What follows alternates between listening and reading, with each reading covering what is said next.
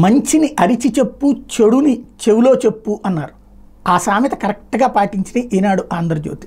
ఎట్లా అంటే ఏదైతే గత కొన్ని రోజుల నుండి జరుగుతున్నటువంటి ప్రచారం ఏంటయ్యా అంటే తల్లికి వందనం అన్నటువంటిది ఏది మొన్న ఆధార్ లింకప్ అన్న పాయింట్ ఇచ్చింది చూడండి. 15,000 రూపాయలు ఒక తల్లికి 15,000 అన్నట్టు. అది బాగా నెగిటివ్ అయింది. దాంతో లేదు అది అని చెప్తా అదే సందర్భంలో దానికి వాస్తవంగా ఈ ఏడాది ఈ పాటికే ఇచ్చేసేయాలి. ప్రతి ఏడాది కూడా 5 ఏళ్లలో కూడా ప్రతి ఏడాది ఈ పాటికి ఇచ్చేసేవాడు.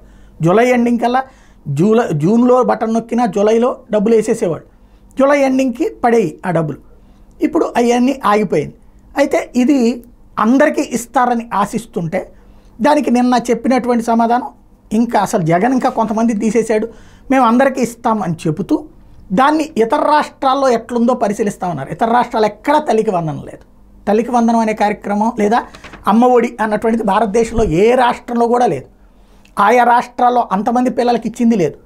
ప్రభుత్వ పాఠశాలలు మెరుగుపరచడం అయితే కనుక నాడు నేడు ఆయా రాష్ట్రాల్లో ఎక్కడా జరగలేదు, మన దగ్గరనే జరిగింది. అయినా 75,000 మంది తగ్గారంటే ఎస్ దాని గురించి సమీక్షించాలి.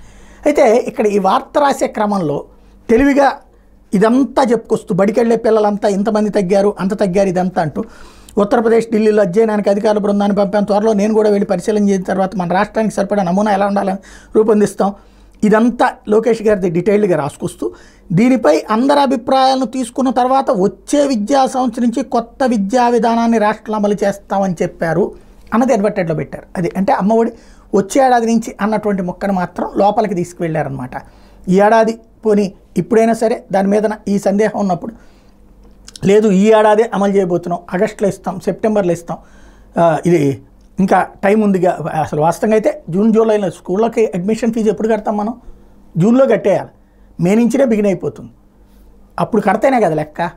ఇప్పుడు ఆ విషయం దగ్గర ఏదైతే మంచిని హైలైట్ చేశారు గుడ్, చెడుని చెవిలో చెప్పారనమాట.